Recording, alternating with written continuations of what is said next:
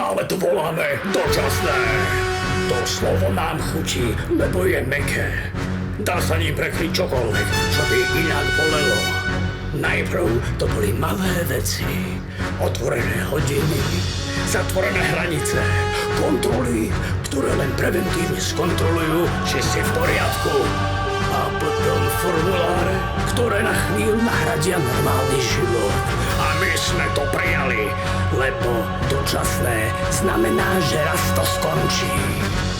Že sa jedného dňa prebudíme a všetko sa vráti. Lenže mesiace sa začnú podobať na ruky a roky začnú vyzerať ako nový poriadok.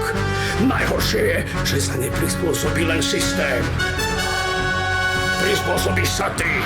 Najprv prestaneš čakať na návrat, potom prestaneš o ňom hovoriť a nakoniec prestaneš veriť, že si vôbec existoval.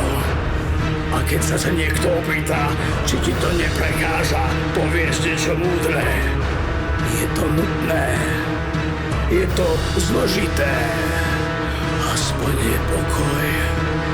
Tak mi povedz, koľko dočasných vecí musí zostať navždy, aby si priznal, že už nežiješ v prestávke, ale v novej realite.